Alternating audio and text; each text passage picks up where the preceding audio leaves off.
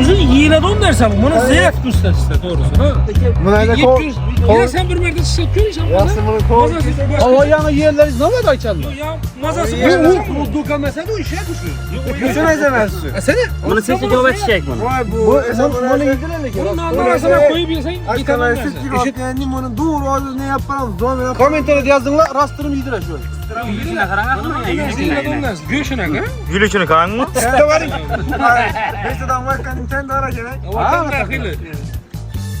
Bu setke koydurunlar ben koyduramanda bile kıstağlı yügüp çıkar bizlikkiler. Radyatını göstersin. Neyde koyup böyle? Neyde? Ana şu telesentin yanında sel yüzeyinizde Amerika kulüp bak köpçülük bile de hemen şöyle hazır. Aşı doğrusun da. Üç gitti var. Ben de göster. Ben de göster. Pesra. 535'e bulaştırıp toğbunu açıla. Bulan indi kuramız bulan birme biri. Setke. Abunaçılarımız görsün sakla kalasa yoldamız.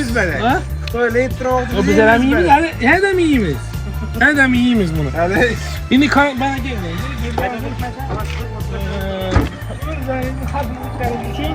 Bir de gayretlerini toplatıp okul ağzına kaçırıp bundan keyin hareketini devamı kıldırışlarınıza ruhsat veredi. Köpçülük maşallah 90 Türk de geldi. Birinci ayda biz etini doktaş gerek doktaşına. Doktab, üzerine bir kofile içip aklanıp yola bilir. Her halatta yola çıksanız da bu halasa maksatca muvafık buladı hem de ne deydi bir tetik bir olup maşın kaydı işte.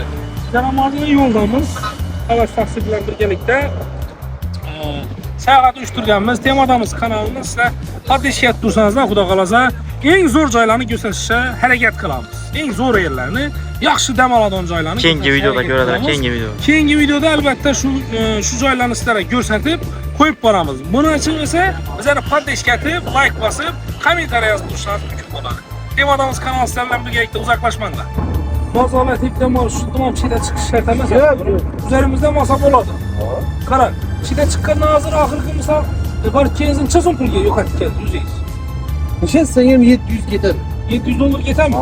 Az yine Özbekistan boyunca bir hafta seyahat etse bir adam başına çözüm pul çıkar da böyleyiz. $300 buna yetmez. $200 $200 normalde buladı. Öyeyinde bir köy alama, baktıkla köy, valla köy dese 250 gider. Dum yamanet taşımam dese 300. Yine bir çaya var mı da? Ya bir şey yapar mı? Kemende 3 çaya var. Kemende 3 çaya.